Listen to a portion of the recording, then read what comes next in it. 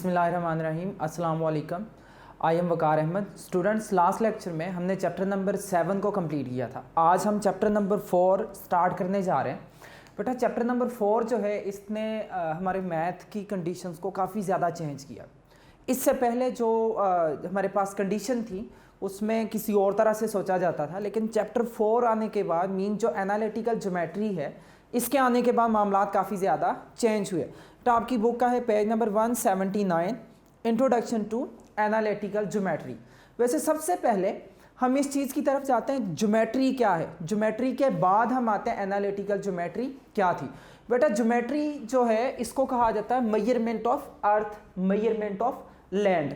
अब बेटा होता ये था कि इससे पहले मीन जब तक एनालिटिकल ज्योमेट्री इंट्रोड्यूस नहीं हुई थी, होता ये था कि लोग जस्ट मेजरमेंट ऑफ अर्थ करते थे। जैसे कि दो भाइयों की एक ज़मीन है, उस ज़मीन को उन्होंने काश्त करना है, पहले इकट्ठे थे तो इकट्ठे करेंगे, लेकिन जब उन्होंने सेपरेट होना है तो वो उसको मेजर करते थे। मेजर करने के बाद हाफ और हाफ इस तरह से कर लेते कि आधा हिस्सा एक को मिल जाए, आधा हिस्सा दूसरे को मिल जाए। लेकिन इसके लिए करना ये पड़ता था कि प्रैक्टिकली उस ज़मीन के ऊपर जाके उसको मेजर करने के बाद ये सारा कुछ करना पड़ता था। लेकिन इसके बाद ये काम काफ़ी ज़्यादा डिफ़िकल्ट था। मीन आप लोग जो मर्जी अर्थ थी, जिस तरह की मर्जी थी, आप जाओगे उसको मेजर करोगे, उस ज़मीन के हिस्से को मेजर करने के बाद आप कहोगे कि ये हिस्सा इसको मिल जाएगा, इसको मिल जाएगा, वो जो भी कंडीशन वट एवर जो भी था।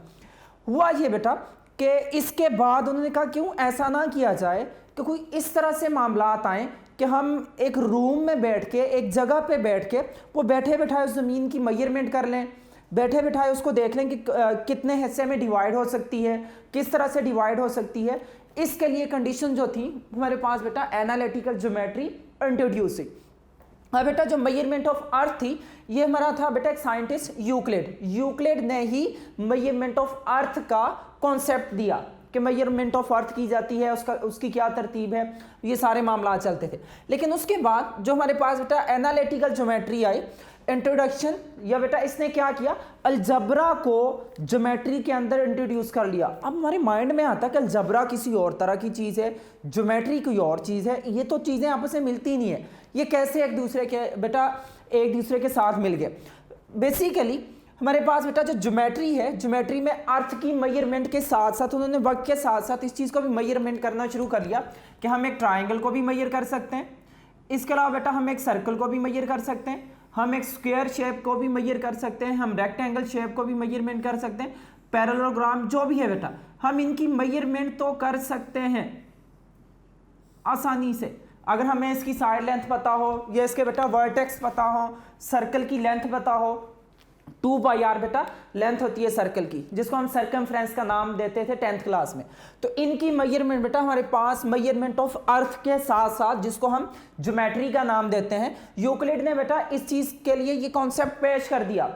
लेकिन इसके साथ साथ बाद में एनालिटिकल ज्योमेट्री इंट्रोड्यूस हुई। एनालिटिकल ज्योमेट्री ने क्या किया कि अलजबरा होता क्या है बेटा, हमने 9th क्लास में पढ़ा कि जस्ट जो XYZ वाली मीन हम जो कहते हैं कि जो हमारे पास इंग्लिश अल्फ़ाबेट वाली टर्म्स होती हैं उनको अलजेब्रिक टर्म्स का नेम दिया जाता है। वो एक दूसरे के साथ चाहे प्लस के साथ कनेक्टेड हो, माइनस के साथ, मल्टीप्लाई के साथ या डिवाइड के साथ, वो क्या बनाती है हमारे पास अलजबरा की इंट्रोडक्शन देती है बेटा, अलजबरा क्रिएट करती है। अब इंट्रोडक्शन में उसने क्या किया कि अलजबरा को ज्योमेट्री में किस तरह से इंट्रोड्यूस किया।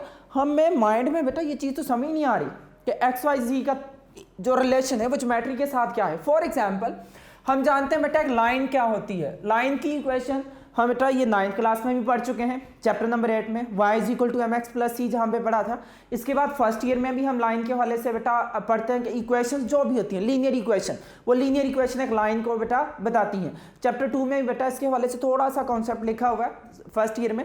अब आके हम बेटा इसको काफ़ी डिटेल के साथ पढ़ेंगे कि एक लाइन के लिए हमें किस किस चीज़ की ज़रूरत होती है, लाइन की इक्वेशन कैसे बनानी पड़ती है, जो भी कंडीशन है बेटा आगे चल के हम इंशाल्लाह ये 4.3 में काफ़ी डिटेल के साथ पढ़ेंगे।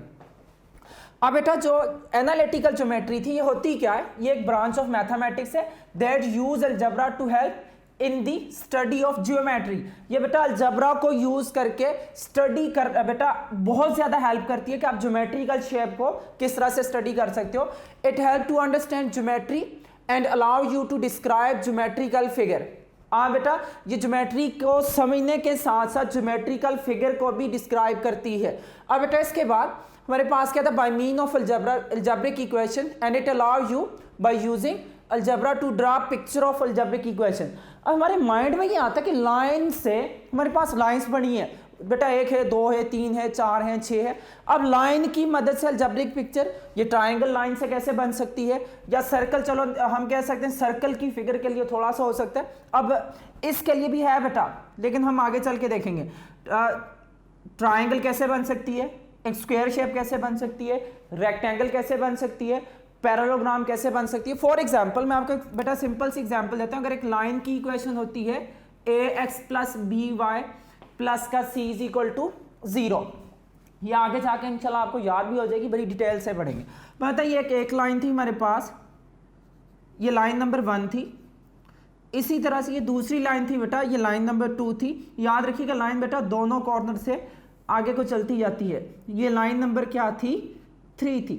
अब देखो अगर इन लाइंस की मदद से देखा जाए तो ये आपके पास एक शेप क्रिएट नहीं हो रही। अगर मैं इसको ए का नाम दूं, बी का नाम दूं, सी का नाम दूं, तो ये आपके पास कौन सी फिगर बन गई, ये ज्योमेट्रिकल फिगर नहीं है जिसको हम ट्राइंगल का नेम देते थे।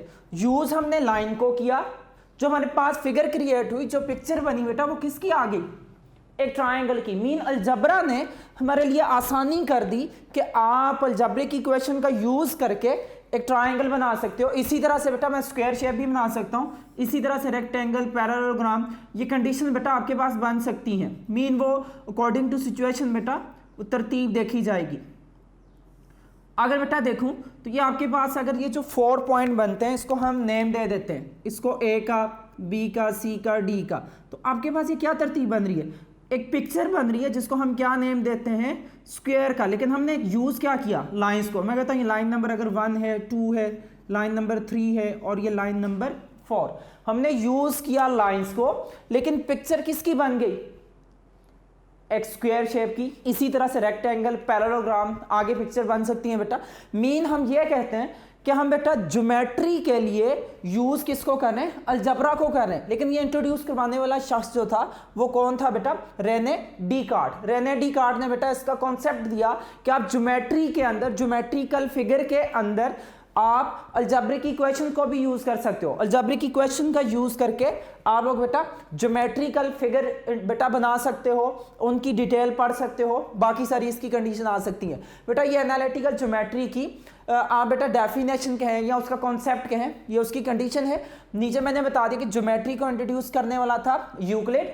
उसने मेजरमेंट ऑफ अर्थ के लिए, मेजरमेंट ऑफ पिक्चर जो भी आपके पास सिंपल आ जाती हैं, triangle, circle, rectangle, parallelogram, etc जो भी आती है, इसी तरह से इसके आगे बेटा एनालिटिकल ज्योमेट्री इंट्रोड्यूस हुई, जिसमें इंट्रोडक्शन आया अलजबरा का। अलजबरा को हम कैसे ज्योमेट्री में यूज कर सकते हैं, हमें बेटा रेने डिकार्ट ने इसका सारा कुछ बताया, इसकी कंडीशन बताई।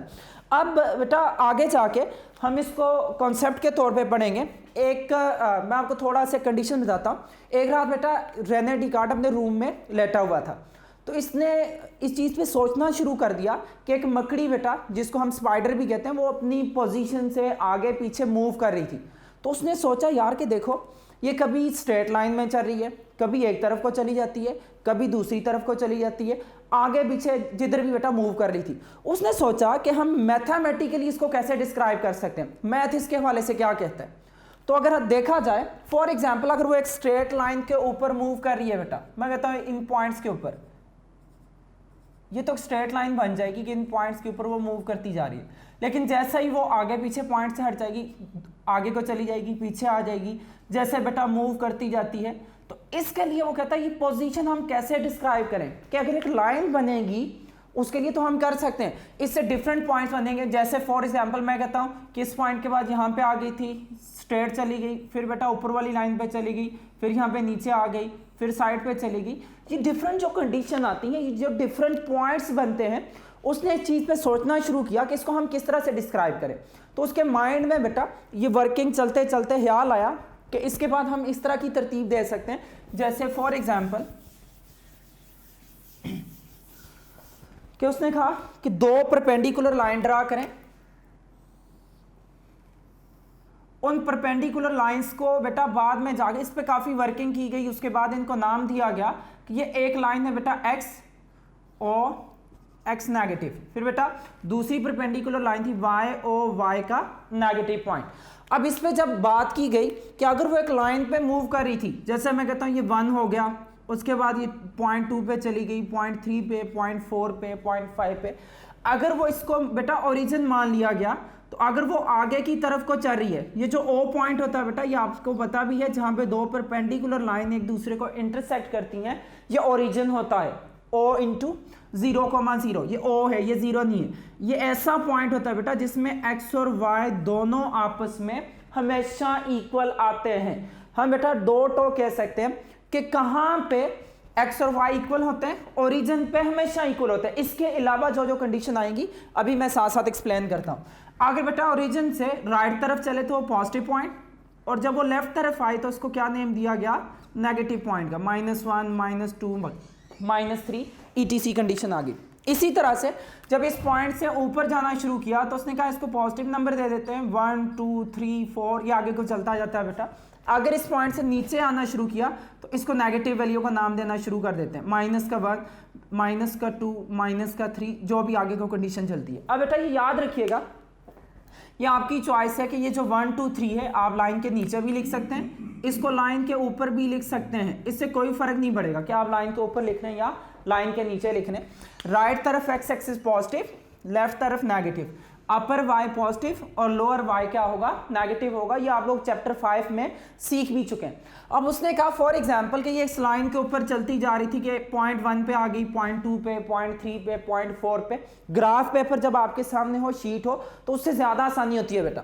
अब फॉर एग्जांपल वो अगर यहाँ से ऊपर की तरफ मूव करती है तो हम कहेंगे वो 1 पे है, वो 1 के बाद 2 पे, 3 पे, या ऐसे भी हो सकता है वो 1 के बाद 1.1 पे रुक गई, 1.5 पे रुक गई, 1.9 के ऊपर रुक गई, 2.5 पे रुक गई। तो बेटा इस तरह की कंडीशन, अगर ये तो बेटा एक लाइन थी, लाइन के ऊपर अगर वो मूव कर रही थी तो वो तो बात क्लियर समझ आ रही है, लेकिन वो ऐसा करती है, वो इस पॉइंट से मूव करके फॉर एग्जाम्पल यहाँ पे पहुंच जाती है।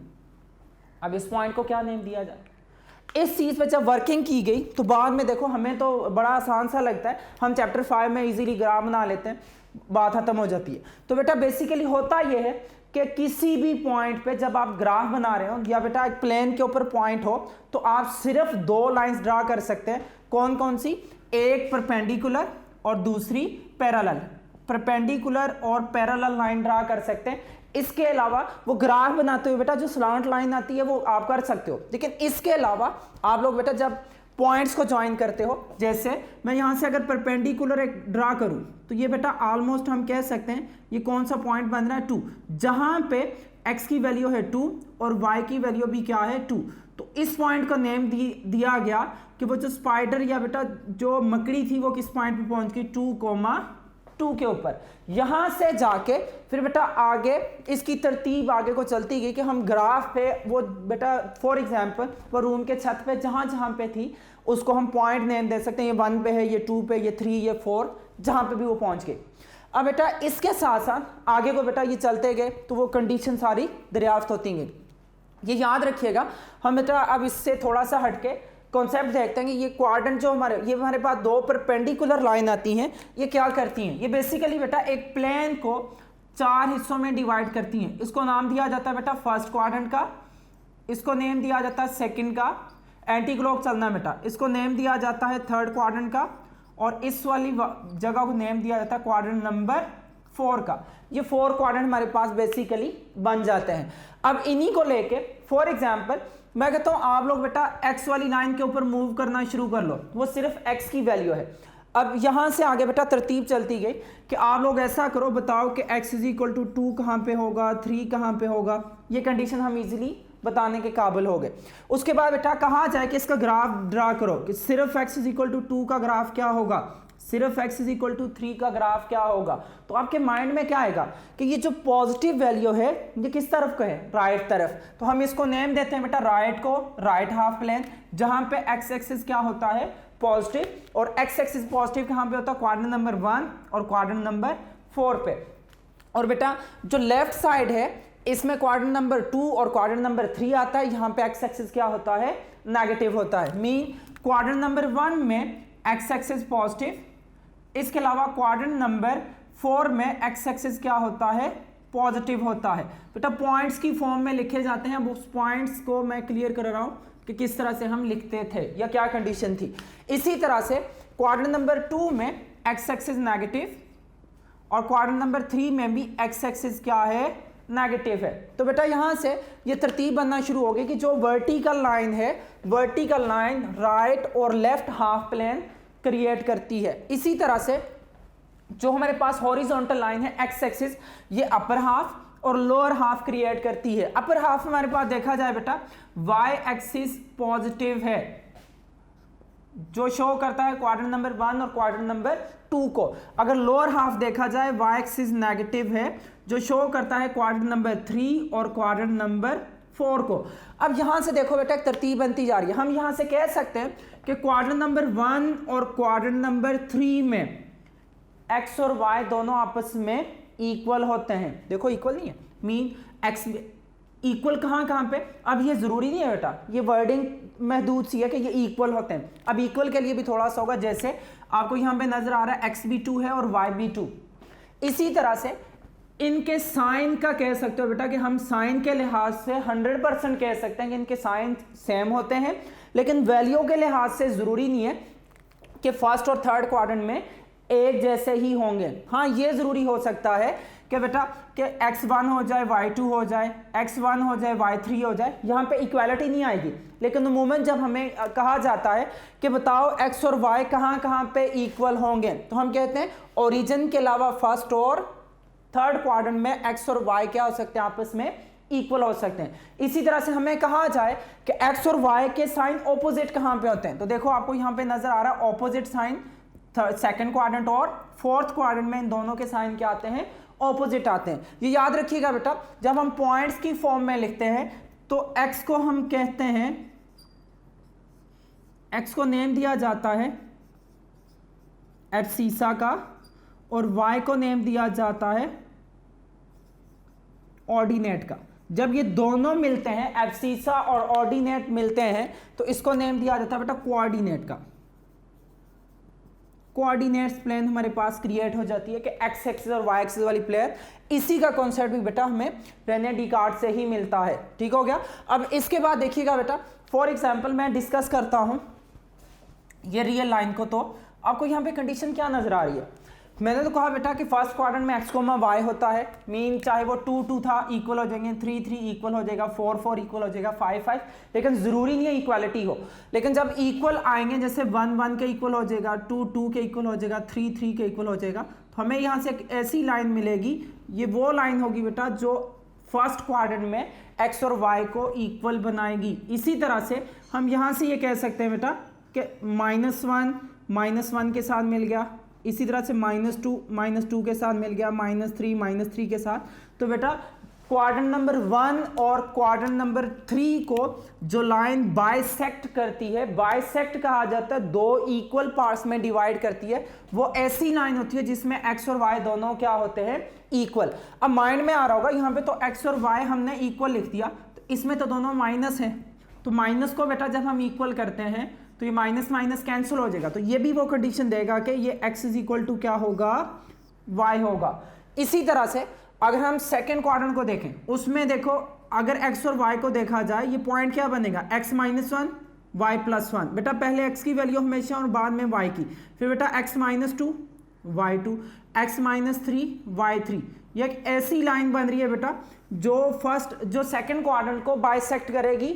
और इसी तरह से हम यहाँ पे कह सकते हैं कि यहाँ पे ये पॉइंट होगा जहाँ पे x1 और y -1, फिर इसी तरह से बेटा x2 y -2, फिर इसी तरह से x3 और y हमारे पास क्या बनेगा, -3 बनेगा। तो यहाँ से हम बेटा ये पॉइंट्स बनाना शुरू कर देते हैं कि फर्स्ट और थर्ड क्वाड्रेंट में x और y इक्वल होते हैं, लेकिन सेकंड क्वाड्रेंट को देखा जाए -x is equal to +y, या सेकंड कंडीशन क्या हो सकती है बेटा कि +x इज इक्वल टू, यही होना ना कि यहाँ पे x और y इक्वल हैं ऑपोजिट साइन के साथ, यहाँ पे भी x और y इक्वल है लेकिन ऑपोजिट साइन के साथ। जब दोनों को सिंपलीफाई किया जाए, -x उधर जाके प्लस हो जाएगा और -y इधर आके प्लस, तो दोनों से क्या कंडीशन बन रही है बेटा, 0 is equal to y + x, या x plus Y is equal to 0, क्या ये दोनों सेम नहीं है?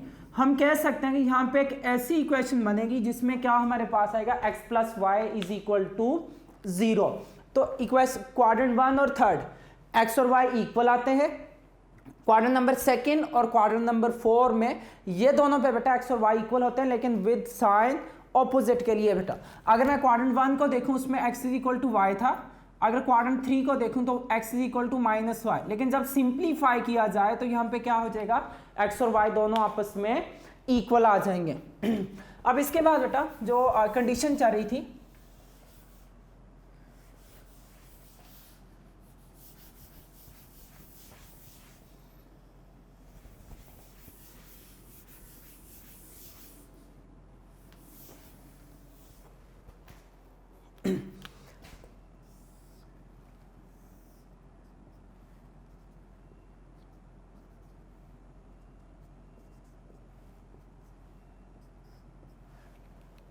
यहाँ पे इसकी बेटा काफ़ी डिटेल लिखी हुई है, पेज नंबर 179 पे, इसके अलावा 180 पे लिखी हुई है कि एक्स एक्सिस को एब्सीसा कहा जाता है, वाई एक्सिस को ऑर्डिनेट, फर्स्ट क्वाड्रेंट की कंडीशन क्या होती है, सेकंड की, थर्ड की, फोर्थ की। तो बेटा देखो बेसिकली हमें क्या नज़र आ रहा है, ये ओरिजिन है 0 0, फर्स्ट क्वाड्रेंट में एक्स भी ग्रेटर देन 0 होता है और वाई भी, मीन पॉजिटिव होता है। सेकेंड क्वाड्रेंट में देखो एक्स नेगेटिव होता है और वाई पॉजिटिव होता है। थर्ड क्वाड्रेंट के लिए x भी नेगेटिव होता है और y भी नेगेटिव होता है। फोर्थ क्वाड्रेंट के लिए x पॉजिटिव होता है और y क्या होता है हमारे पास, नेगेटिव आता है। फर्स्ट सेकंड थर्ड क्वाड्रेंट के लिए कंडीशन आती है। फॉर एग्जांपल आपको लिखा नजर आता है कि x इज ग्रेटर देन 1, तो आप बताओ ये कहां पे वाक़या होगा, कहां पे लाई कर रहा होगा? तो आप कहोगे कि lie on the x axis, where x axis पे है सारी लाइन बेटा, जहां पे x जो है वो ग्रेटर देन, क्या, where x is greater than 1। अब ग्रेटर देन 1 का मीन 1 से आगे वाली जितनी भी वैल्यू होंगी बेटा वो इसमें इंक्लूड होंगी, मीन आप इसको नहीं शामिल करोगे, इसको एम्प्टी कर लोगे, आगे की सारी वैल्यू शामिल होंगी। अगर ग्राफ का कहा जाए बेटा तो सिंपल लेस सिंपल ग्रेटर का जो है वो ग्राफ किस तरह का बनता है, डॉटेड लाइन होती है, कि हम डॉटेड लाइन के तौर पे शो करते हैं। हम कहते हैं कि यहाँ पे हमारे पास ये लाइन शामिल नहीं है। अगर मैं कहता हूं ग्रेटर देन इक्वल टू, तो बेटा फिर इसका मीन ये लाइन शामिल होगी, उसको बेटा सॉलिड लाइन के तौर पे शो किया जाता है। ये हम चैप्टर 5 में बड़ी डिटेल से पढ़ते हैं कि ग्राफ डॉटेड होता है जब सिर्फ लेस या सिर्फ ग्रेटर का साइन हो, लेस देन इक्वल या ग्रेटर देन इक्वल हो तो बेटा वो एक सॉलिड लाइन हमारे पास क्रिएट हो जाती है। अब बेटा ये कंडीशन हमारे पास सामने आ गई कि हमारे पास, अब फॉर एग्जांपल कहा जाए x इज इक्वल टू 2 का ग्राफ एक वर्टिकल लाइन, हम कहेंगे x इज इक्वल टू 2 का ग्राफ एक वर्टिकल लाइन होगी। आपको कहा जाए आप बनाओ x इज इक्वल टू -3 का, वो नेगेटिव x एक्सिस पे एक वर्टिकल लाइन होगी। मैंने कहा बेटा हम या वर्टिकल लाइन ड्रा कर सकते हैं या हॉरिजॉन्टल। तो बेटा x एक्सिस के लिए वर्टिकल और y एक्सिस के लिए मैं कहता हूँ y की वैल्यू 4 है उसका ग्राफ, तो आप कहोगे बेटा एक हॉरिजॉन्टल लाइन होगी जो शो करेगी y इज इक्वल टू 4 को, या -4 हो जाए तो बेटा वो नेगेटिव एक्सिस पे आ जाएगा। इसकी ये तरतीब बन जाती है। इसके बाद बेटा उन्होंने कहा अगर ये सारी कंडीशन हम तो कर सकते हैं, नेक्स्ट पेज पे जो आता है हमारे पास पेज नंबर 181 पे, जो डिस्टेंस फार्मूले के लिहाज से हम लोग बेटा डिस्टेंस और मिड पॉइंट फार्मूला ये बेसिकली सीख चुके हैं जब 9th क्लास में थे। 9th क्लास में हमने टोटल उसकी डिटेल पढ़ी थी कि डिस्टेंस हम कैसे दो पॉइंट्स के बीच में फाइंड आउट कर सकते हैं, दो पॉइंट्स का मिड पॉइंट कैसे निकाल सकते हैं। अब बेटा स्टार्ट इसका यहां से हुआ डिस्टेंस के लिए। फॉर एग्जाम्पल यहां पे मैं कहता हूं बेटा एक्स एक्सिस के लिए हमारे पास 1 2 3 4 5 ये कंडीशन चल रही थी। मैं कहता हूं ऐसा था कि हमारे पास बेटा पॉइंट ए जो था वो 1 पे मौजूद था और पॉइंट बी जो था वो फॉर एग्जाम्पल वो 3 के ऊपर मौजूद था। मैं कहता हूं मुझे बताओ distance between A and B, A और बी के बीच में डिस्टेंस क्या होगा। तो बड़ी सादा सी बात चलती है, आप क्या कहोगे, हम 1 और 2, तो सादी सी बात हो जाएगी उनके बीच में डिस्टेंस 2 आ जाएगा। मीन यहाँ पे हम ये कह सकते हैं कि हम यहाँ से ये लिख सकते हैं बेटा कि डिस्टेंस क्या होगा 3 - 1 इज इक्वल टू 2, या बेटा ज़रूरी तो ऐसा नहीं है कि हमें डिस्टेंस 1 2 ऐसे फाइंड आउट करना पड़े। जैसे मैं कहता हूँ जितना डिस्टेंस आपका आपकी एकेडमी से है, आपके कॉलेज से है, उतना ही डिस्टेंस आपके कॉलेज का आपके घर से भी होगा, वो सेम कंडीशन आएगी। तो बेटा हम यहाँ से ये कहते थे कि हम अगर 3 - 1 करें 2 आ जाएगा, तो 1 - 3 करेंगे तो क्या होगा, तो नेगेटिव साइन आ रहा है। तो नेगेटिव साइन बेटा बेसिकली हम ये कहते हैं कि डिस्टेंस तो कभी नहीं नेगेटिव नहीं होता, तो इसी वजह से हम उसके ऊपर क्या लगा लेते हैं, मॉड। मॉड क्या करता है, पॉजिटिव को पॉजिटिव रहने देता है। एब्सोल्यूट वैल्यू क्या करती है बेटा, नेगेटिव को किस में कन्वर्ट कर देती है, पॉजिटिव में। सिर्फ एक्स एक्सिस की लाइन पे डिस्टेंस कैसे निकालेंगे, अगर मैं इसको पॉइंट की फॉर्म में लिखूंगा बेटा, तो हमारे पास क्या आएगा 1 और y क्या होगा 0। इसको मैं क्या लिखूंगा, x की वैल्यू 3 और y 0। अब ये याद रखिएगा बेटा, यहां से हमें कॉन्सेप्ट मिलता है कि जितनी भी x एक्सिस की लाइन है, चाहे वो नेगेटिव पॉइंट के लिए है या चाहे वो पॉजिटिव पॉइंट के लिए, सारी x एक्सिस की लाइन विद ओरिजिन बेटा, सारी x एक्सिस की लाइन पे ओरिजिन से लेकर ये सारी लाइन पे y क्या होता है, 0 होता है। मीन हमें अगर कहा जाए कि आप इसका डिस्टेंस फाइंड आउट करो, तो हम बहुत सिंपल सी, ये एमसीक्यूज के लिए था बेटा, अब एमसीक्यू के लिए हम यूज करते हैं, लेकिन पहले कॉन्सेप्ट कुछ और था। हम क्या करेंगे, 3 - 1 या 1 - 3 का मॉड करेंगे। रीजन क्या कि इसमें एब्सिसा की वैल्यू तो है, ऑर्डिनेट क्या है, 0 है। मीन इसको हम इस तरह से लिख सकते हैं कि अगर ये हमारे पास पॉइंट x1 था और ये पॉइंट x2 था, तो बेटा x एक्सिस पे इसका डिस्टेंस कैसे लिखा जाएगा, हम लिखते थे absolute value of x2 - x1, या हम क्या लिख सकते हैं x1 माइनस का x2, उसकी एब्सोल्यूट वैल्यू बना लेंगे, तो ये हमारे पास क्या होगा, उसका डिस्टेंस आ जाएगा। इसी तरह से हम सेम y एक्सिस के लिए भी कर सकते हैं कि हमारे पास फॉर एग्जांपल 1 2 3 4 5 etc जो कंडीशन थी, मैं कहता हूं पॉइंट P जो था वो 1 के ऊपर मौजूद था, पॉइंट Q जो था वो 4 के ऊपर मौजूद था। अगर इसको पॉइंट की फॉर्म में लिखा जाए तो 0,1 और ये क्या बनेगा 0,4। मीन सारी की सारी y वाली लाइन पे x क्या होता है, 0, ये सारा 0 आ जाएगा। तो मैं कहता हूं आप मुझे बताओ P से Q तक का डिस्टेंस क्या होगा। बेटा इसकी लिखने की भी तरतीब देखिएगा, हम डिस्टेंस एब्सोल्यूट वैल्यू के लिए करते हैं, लेकिन इसको लिखने के क्या क्या तरीके होते हैं मैं भी आपको ये एक्सप्लेन कर लेता हूं। हम कहेंगे कि हमारे पास एब्सोल्यूट वैल्यू क्या होगी, हम 4 - 1 भी कर सकते हैं या 1 - 4 भी कर सकते हैं। इसका आंसर 3 आएगा और इसका आंसर क्या आएगा, -3। दोनों का अगर कंबाइन किया जाए तो हम कहेंगे इन दोनों के बीच में डिस्टेंस क्या था, 3 ही था। क्यों, एब्सोल्यूट वैल्यू किसी नेगेटिव को पॉजिटिव में चेंज कर देती है। अब ये सिंपल बेटा हम निकाल सकते हैं। इसके लिए जरा देखा जाए तो हम सिंपल सादी सी एक कंडीशन कहेंगे कि P से Q तक का डिस्टेंस हम कैसे निकालेंगे बेटा, y2 - y1, या हमारे पास क्या होगा y1 माइनस का y2। अगर फॉर एग्जाम्पल ये हमारे पास था पॉइंट y1 और ये हमारे पास पॉइंट क्या था x2 और y2, इसके लिए हम कहेंगे ये हमारे पास पॉइंट था x1 y1 और ये भी हमारे पास सेम क्या था x2 एंड y2। तो उसके लिए डिस्टेंस हम इस तरह की तरतीब से लिखते हैं। तो सेम यहां पे भी उसी तरह से, लेकिन इसकी कंडीशन क्या नजर आ रही है, इस पे एब्सिसा था और एब्सिसा 0 और ऑर्डिनेट की वैल्यू थी। यहां पे हमारे पास क्या था कि इसका एब्सिसा 3 और 1 था, लेकिन इसका ऑर्डिनेट क्या था 0। तो जब ऑर्डिनेट 0 हो तो एब्सिसा का डिफरेंस करके हम मॉड ले लेते हैं। जब दोनों पॉइंट्स में हमारे पास एब्सिसा 0 हो तो हम ऑर्डिनेट को माइनस करके उसका क्या कर लेते हैं, एब्सोल्यूट या बेटा डिटर्मिनेंट ले लेते हैं, जिसको हम बेटा एब्सोल्यूट पढ़ते थे 9th क्लास में। तो इसकी बेटा कंडीशन भी क्या आती है, माइनस को पॉजिटिव में चेंज कर लेता है। यहां से हमारे पास तो डिस्टेंस आ जाता था।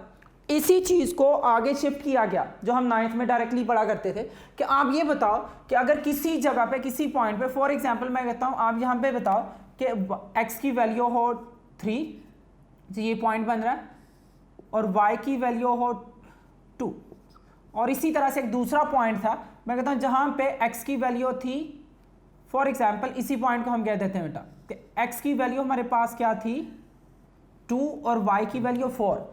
इनमें तो बेटा ऑर्डिनेट 0 था, हमने सिंपल डिस्टेंस निकाल लिया।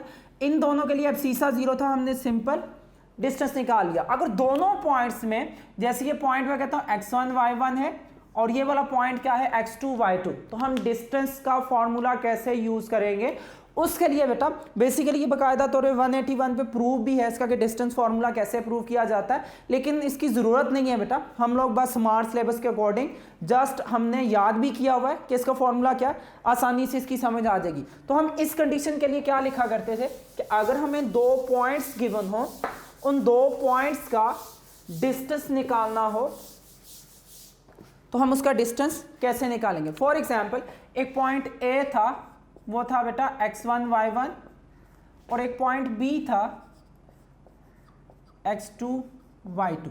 अब बेटा जरा गौर कीजिएगा, अगर सिर्फ और सिर्फ हॉरिजॉन्टल लाइन पे हो पॉइंट्स तो वो तो सिर्फ हमारे पास क्या होता है, हॉरिजॉन्टल पे एब्सीसा का डिफरेंस करके उसकी एब्सोल्यूट वैल्यू निकाल लेते हैं। सिर्फ वर्टिकल लाइन पे था तो बेटा उसके लिए हम ऑर्डिनेट का डिफरेंस करके उसका आंसर निकाल लेते हैं। लेकिन अगर वो लाइन एक ना वो हॉरिजॉन्टल थी ना बेटा वो वर्टिकल थी, एक स्लांट लाइन थी बेटा, इस स्लांट लाइन का हम डिस्टेंस कैसे निकालेंगे। मैं कहूँगा इन 2 पॉइंट्स के दरमियान वो डिस्टेंस किस तरह से आएगा। तो आप लोग बेटा इसको तरतीब से लिखते हो, ऐसे भी इसको लिखा जा सकता है, या बेटा इसके लिए ए बी के ऊपर या सिंपल ए बी भी लिखते हैं, या बेटा इसको डी बी लिखा जाता है। इस तरह से इसकी कंडीशन फाइंड आउट की जाती है। हम डिस्टेंस कैसे निकालते थे बेटा, स्क्वायर रूट में कंडीशन क्या आती थी, वैसे लिखते ये थे x2 माइनस x1 होल का स्क्वायर प्लस में y2 माइनस, जैसे हमने ये कंडीशन लिखी बेटा x2 minus x1 y2 minus y1।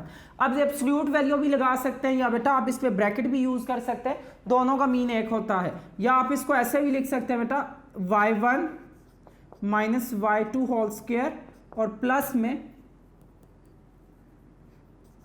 x1 minus x2 और y1 माइनस y2 होल का स्क्वायर। आप बेटा एब्सोल्यूट वैल्यू भी लगाओ फिर भी वही मीन होगा, मोड लगाओ तो बेटा मीन वही होगा। हम क्या कहते हैं कि मोड से भी क्या होता है, माइनस प्लस हो जाता है, स्क्वायर भी माइनस को प्लस करता है, बात एक ही होती है बेटा।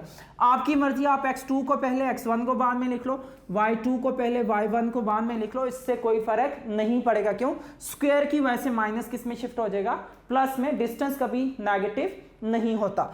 इसके अलावा बेटा आगे चल के हम इंशाल्लाह नेक्स्ट लेक्चर में इसकी कुछ एप्लीकेशन देखेंगे कि हम किस तरह से इसको यूज़ करते हैं, क्या कंडीशन हमारे पास आती है, वो नेक्स्ट लेक्चर में इंशाल्लाह सारा का सारा हम डिस्कस करेंगे।